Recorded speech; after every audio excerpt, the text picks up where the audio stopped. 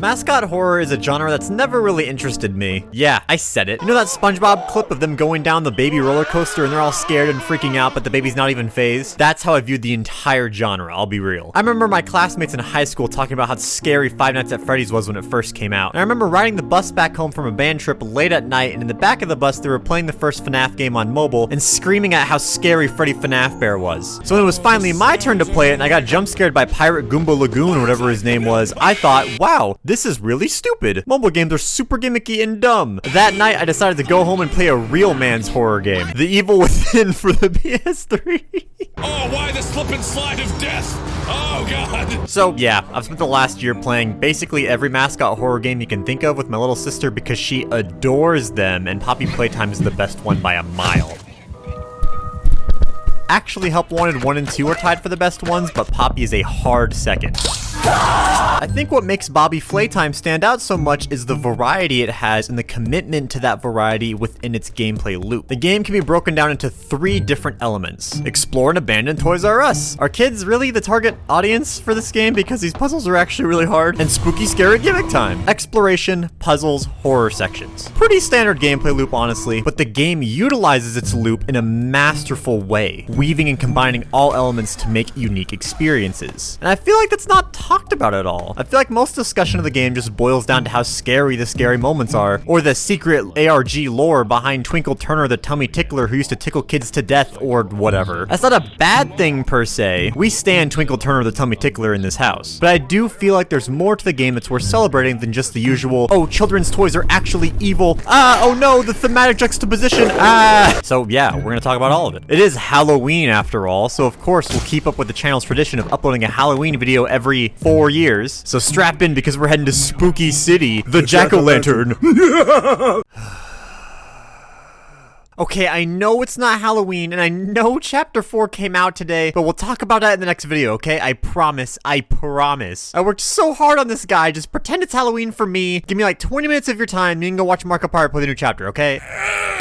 Jumping right into talking about exploration, the game right off the bat when you start from chapter 1 gives you a lot of downtime to soak in the atmosphere. Honestly, a lot of the game really is just wandering around the Playco factory engaging with the game's environmental storytelling. Going through the offices to see a bit of the day-to-day life of the workers, how intertwined their toy making is with their manufacturing careers, slides that go down to different floors, toys are used instead of key cards to open locked doors to restricted areas, the big stretchy goopy hands are used to carry equipment and open up shutters. The world of make-believe and colorful toys is the heart and soul of the game. I mean, yeah, that's kind of the point. But the game does go the extra mile to make sure that the day-to-day life of factory workers is diegetically shown instead of just explained to the players. This applies to all areas of the game, not just within the first chapter. The daycare is littered with children's drawings of the frightening but still lovable antagonists, which works as a sort of artistic foil compared to the artwork of the same antagonists that line the walls of the daycare's corridors and the posters hung around everywhere of the same characters enforcing the rules and regulations of Playco. In terms of environmental storytelling, it's a good mixture of seeing the children's perspective of thinking these creatures as toys and the corporate perspective of thinking of these creatures as experiments. And this philosophy is the same with the orphanage, the school, and the seedy industrial underbelly of the company. The constant clash of a child's worldview versus a corporate, sterile worldview. I mean, these settings and areas aren't exactly new. They're in like every horror game ever made. But the way they're wrapped within the game's overall theme of engaging in a children's playtime is pretty dang good. There's nothing too unique going on, but it's very well executed in its ideas. And you can also ragdoll your Chuck E. Cheese stretchy hand everywhere and drag objects around with it in the game's physics, so, you know, game of the century. Something that is a bit more unique to the game's environments is the videotapes and cardboard cutouts you can find.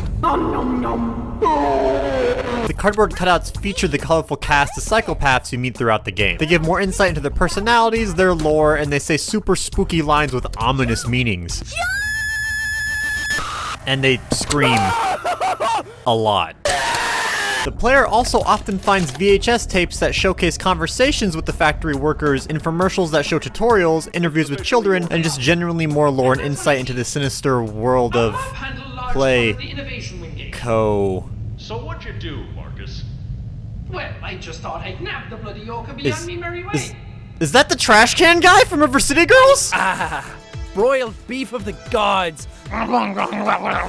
Speaking of infomercials and real-life acted scenes, I have to mention how utterly fantastic the opening of each chapter is. All 3 chapters open with a commercial or TV broadcast of the main toy in focus for that chapter. A commercial and newscast for Poppy, a commercial and found factory footage for Mommy Longlegs, and a cartoon for Catnap. As a late 90s kid who remembers watching these kinds of commercials on TV a little bit, they ate this up, dude. Fantastic cutscenes to start off each chapter, and they really capture both the magic and surrealism of infotainment from back then. They really set the tone and stage for the game's story and each chapter's content. And these VHS and live commercial scenes culminate into one of my absolute favorite moments in the game at the end of the 3rd chapter. But we're not going to talk about that right now. We're still in no spoiler mode. Pop quiz time! What? Games with in-game TV watching. Huh? Oh god, Poppy's Playtime, Metal Gear Solid 4, Zenless Zone 0. Oh god. Does watching that Verizon Wireless ad for an achievement in Alan Wake count? Does that count? Oh, okay. God, what was that? What an annoying gimmicky section to put in a video. Why did I do that? I am so sorry. You guys can stop watching now. Oh my god, this is so embarrassing.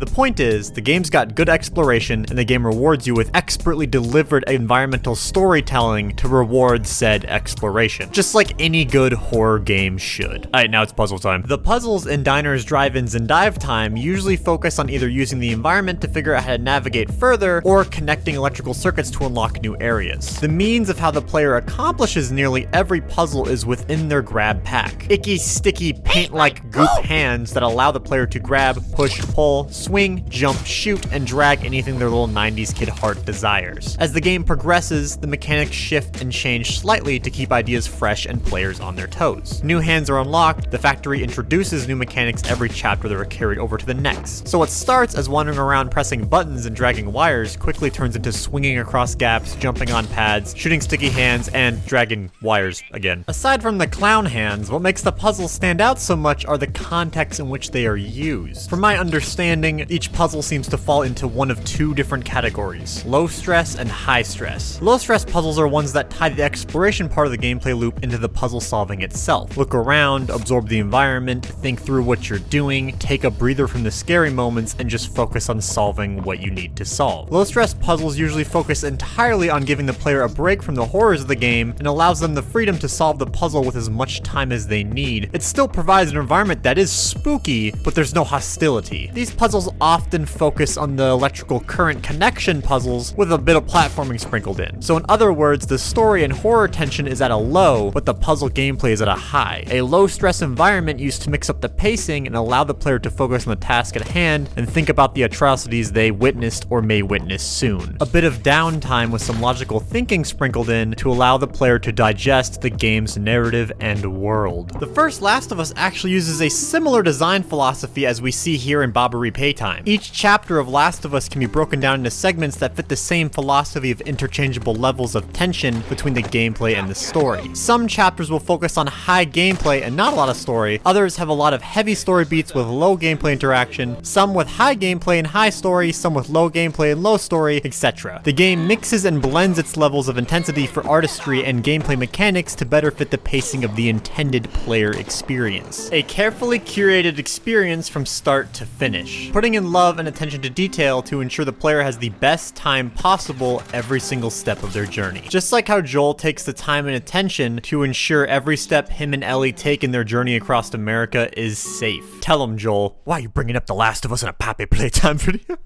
That's not a good impression. That's not a good impression. Why are you bringing up The Last of Us in a Poppy Playtime video? Get back on topic. What's wrong with you?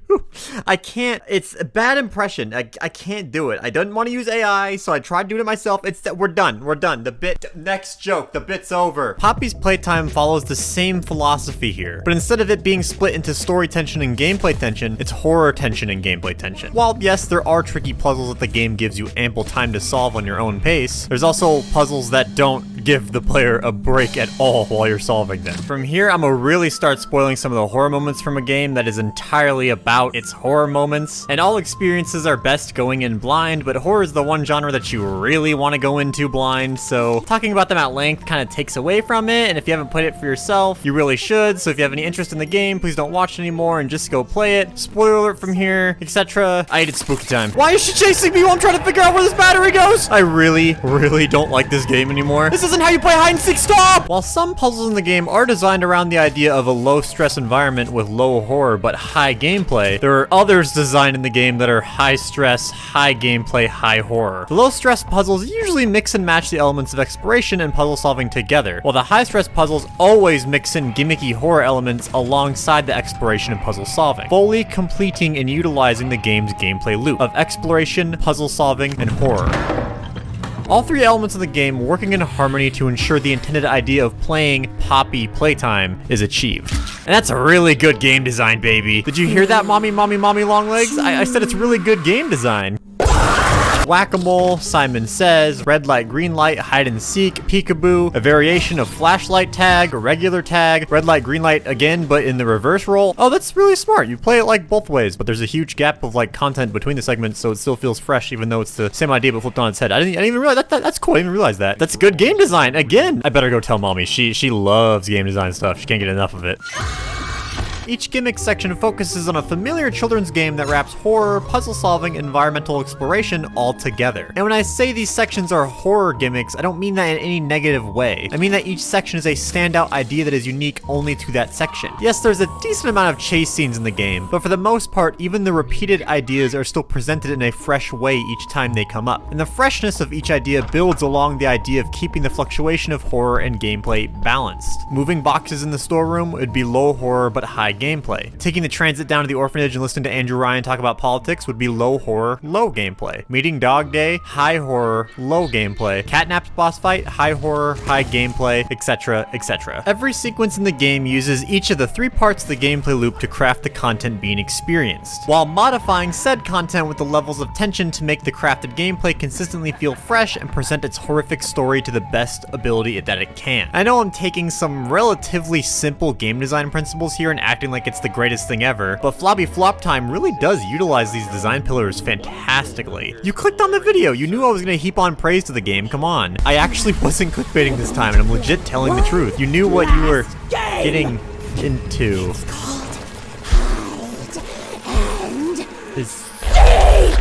Is that the voice of Nicole from Class of 09?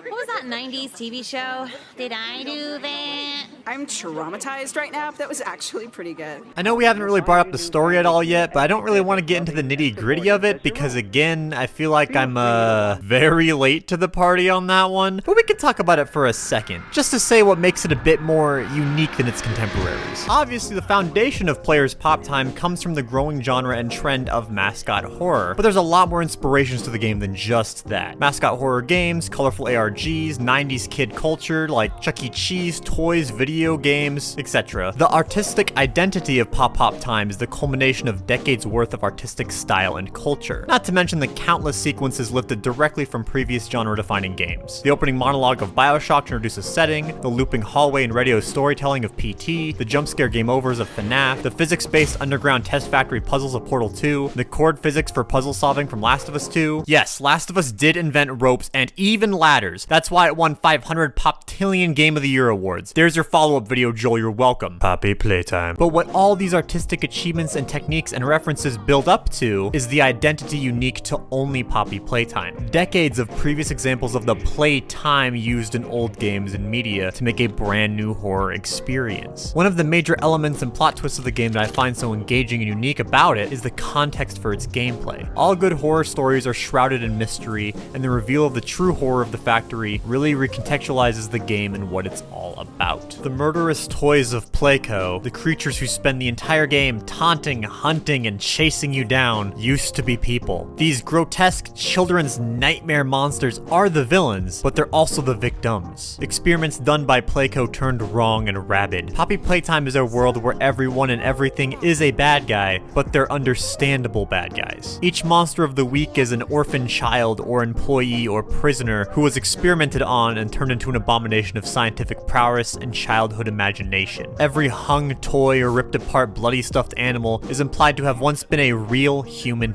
being. The Hour of Joy teaches us that the experiments all revolted, killing any and everyone they could get their hands on, and then eating the remains to stay alive. This 1 minute long blurry VHS tape recontextualizes the entire game, while providing a truly unnerving and uncomfortable gameplay moment. Not to mention, before we even watch the video that explains why all this happened, we see the first-hand consequences of the horror that the Hour of Joy has done and represented when we meet Dog Day. A moment of high horror and low gameplay where a toy who just wanted to bring joy to the world has been turned into living livestock for daring to sympathize with the people who wronged him, which then shifts into a moment of high horror, high gameplay where his body is taken over by the little critters who eat him from the inside out as they use him like a puppet to hunt you down for their dessert. Pre-order our new Dog Day plush now!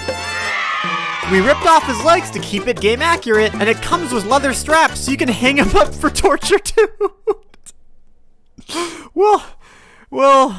We'll talk about that one in a minute. This is a real toy you can buy right now, in real life. Any living creature you find in the game is an experiment gone wrong. And any creature you meet in future chapters is either more experiments gone wrong, or the people who experimented on them. Not to mention, you play as a character who used to work at Playco and, knowingly or not, helped the experiments take place. And that is some fantastic horror, dude. So much moral grayness. Such an uncomfortable concept that makes me emphasize and feel bad for literally every single character. A super effective way to bring the cliche idea of, haha, children's toy has turned evil, into a truly horrific concept. I get just pure dread in my stomach replaying the game now, knowing everything wrong in the factory is caused by human hands, and that every character is both the monster responsible for the carnage as well as a victim by it. That's what makes the game so excellent. The horror is in everyone and everything. Which is also why I know that Poppy is a bad guy. She does not have good intentions. I don't buy that for a second. There's no way Poppy's a good character. She's too vague. She's too weird. Same with Ollie. Same with Swissy Missy. Nope, not buying it. Do you know why it's called Poppy Playtime? Yes, Poppy is the central character and we're engaging in a horror version of a children's playtime, but the game is really called Poppy Playtime because we're being played by Poppy. Poppy is tricking and forcing us to dance to her tune for some nefarious purpose, most likely a type of revenge for the tests committed to her and the other creatures of Playco. We, the player, are literally being used by Poppy for her benefit and entertainment. It's Poppy's playtime and we're the ones being played. And that's a fact. Just watch all this be revealed in Chapter 4 and beyond. I'm calling it. As everybody already knows, my predictions for games always come true. Sorry, 1 second. Hello? Yeah, what's up? What? What do you mean the Squid Sisters won the Final Fest? While all elements of the gameplay loop do work in tandem to create a super thrilling first playthrough, some of the game's design doesn't quite hold up as well on replays. Which is frustrating because I believe all the pieces are there to make it refreshing each playthrough. Make the train password randomize each playthrough so it's fresh each time you try to solve it. Maybe add a bit of randomization to the PT section, you know, like PT had, so the scares are consistently new past the first time you experience it. While Simon Says is randomized, the ending section of it, which is the most scary, isn't. If you make that randomized as well, players will always be caught off guard on what to push and how. So that bit of last minute tension and pressure is always present regardless of how many times the players have experienced it. All the gimmick sections are fantastic, nerve-wracking, and memorable, and yes, all the exploration areas are engaging, interesting, and memorable, but there is just a bit more juice in Design Tank that's not being used that would really push these moments to always be scary, and not just scary the first time you see them. If freaking Call of Duty Cold War can have randomized puzzles that change per playthrough, then Slappy Slap Time can have it too. Heck, it would work way better in Poppy Playtime because Cold War's puzzles don't amount to anything meaningful content-wise, while Poppy's puzzles do amount to engaging set pieces. I'm a goddamn onion mason. Overall, the game does have good design, but it does have some questionable, implementation. There is a not small amount of technical issues and glitches in the game. Each chapter acts as its own game in a launcher, and it is really apparent which chapters got more development time and a bigger budget. Chapter 1 is kind of a buggy, clunky mess. Chapter 2 is better, but still has areas that don't work or load quite well. And Chapter 3 runs and looks the best, but still has pretty frequent stuttering and a handful of glitches and things just not loading right. The chapters are so different, they all have different fields of view and are in different engines. Chapter 3 being in Unreal 5 and Chapter chapter 1 and 2 being in Unreal 4. So just watching footage for just a second immediately gives away which chapter you're playing. And with the bugs and not great performance comes inconsistent features throughout the chapters as well. Chapter 2 features statue collectibles that are fun to look at, fun to find, and offer just a little bit more world building with his characters. That's the only chapter they exist in. Chapter 2 has a toggle flashlight. 1 and 3 don't? Okay. All 3 have different menu styles with different levels of customization. The subtitles in Chapter 1 do this really fun thing where they change in size depending on where you stand relative to the audio. That's pretty rad. Then there are no subtitles at all in Chapter 2. It's even radder. But wait, there was a big Halloween update for Chapter 2 that remasters the entire game. So now there is subtitles in what looks like a more in-depth options menu. But the menu is super sluggish, and if I open the settings in game, it breaks the camera and makes it so I can only move it when I click.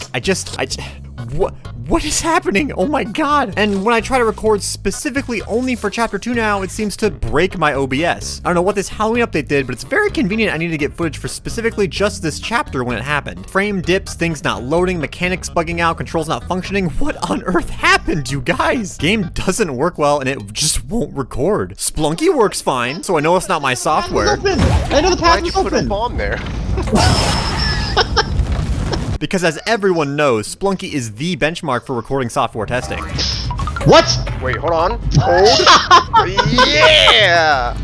This is the best game ever. Immediately after all that, I went to try and record Chapter 3, and then this happened, and then my entire OBS self-destructed and crashed, and which has never happened before. Probably user error on that one, I guess. I don't know, but I'm blaming Poppy anyway. Wow, you did it! Time out for a second. So, confession time. While I was in the middle of making this video, my PC exploded and my motherboard burst into flames and fried. So I had to get a brand new PC with brand new parts, which delayed the video, you know, a month and a half more or so. So maybe I'm putting a bit too much blame on Poppy, but also, you know, fix your game, FromSoft. I'm hoping by the time this is published, all the issues with this new version of Chapter 2 will be completely fixed and more up to snuff with the old version. Just kind of funny because I wanted this video to come out the day the Game Breaking Big update went live, so haha, I guess I could have published it at a more relevant time, but whatever, Jacob, just take 6 months to make a video and play Spelunky and Call of Duty all day, it's fine, whatever. I'm such a good YouTuber, bro, oh my god. I am getting off track. And before we wrap up here, I just learned about all the controversies behind the company that made Poppy Playtime, and that makes it really weird that I spent so much time making a video on the game, but the sunk cost fallacy is kicking real hard right now, so I'm gonna finish it and publish it anyway. But I feel like I need to at least address it. But I don't know how, because I don't think I want to be that kind of channel. But there's potentially issues of plagiarism and mistreatment and shady NDAs and shady contracts and NFT stuff, and those weird kids animations and dev teams being changed around a lot between chapters, and they're making like a movie, and I think there was like a lawsuit at some point because of some, again, the plagiarism stuff. So I think there's like Listen, I'm not the person to talk about this stuff, nor do I really want to be for this video. If you're interested in finding out more, I recommend these videos that tell one side of the story, and these articles and posts that share some insight on the other side. There's a lot to go through, but the truth, seeing it from all sides, and forming your own decision on what you believe is right in the matter, it's important. So links are in the description for all of these sources. Would I support the devs and buy the game had I known about the controversies? I really don't know, probably not, but I'm not quite sure about the entire picture, like I said. What I do know is that there was people on the team who put their heart and soul into the game. You can see that clearly in its artistic style, constant flow of ideas, writing, and voice delivery. And there may have been scummy people who mistreated others and potentially plagiarized innocent creatives who only wanted to create and share, which is horrible. But again, I don't know the full story here, I'm just analyzing the game. Me and my siblings loved the game, but none of us actually knew about any of this. While I do love the game, I do caution those interested in it to, again, please do their due diligence into the studio that made it. I believe they turned a new leaf post Chapter 2, at least before they updated it, and it really does look like they did their best to be more artistically honest and creatively ambitious in their art. Even if it's not the most polished experience, the heart is there. I sincerely hope that's true. Chapter 2 and 3 are phenomenal. You can't make phenomenal art and entertainment unless you truly care about it, at least not consistently. So I can and do recommend the game itself. But maybe don't go buying the mommy mug before you know the history behind it. Okay, maybe just one Muggy Longlegs. She is the best character after all, but no more after that.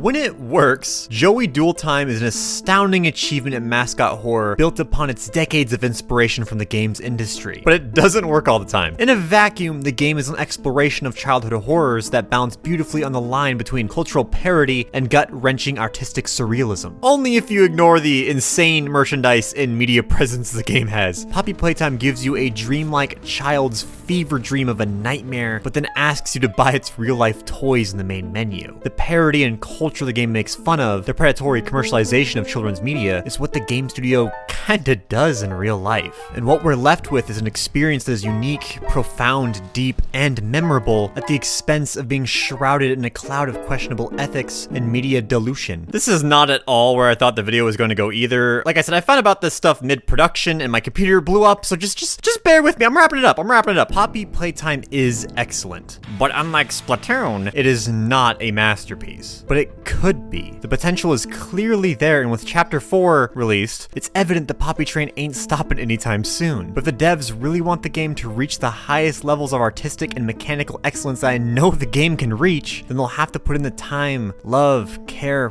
passion, and work to reach the heights it's so desperately close to. I can't speak for what's happening outside of the game, but for the game itself, if they can polish and refine the technical issues of the previous chapters, if they can continue to deliver unique content that blends all aspects of the gameplay loop in future chapters, and if they can unite the experience start to finish with the same level of attention to detail and commitment, then Poppy Playtime won't just be an excellent game, it'll be a genre-defining masterpiece. Poppy Playtime.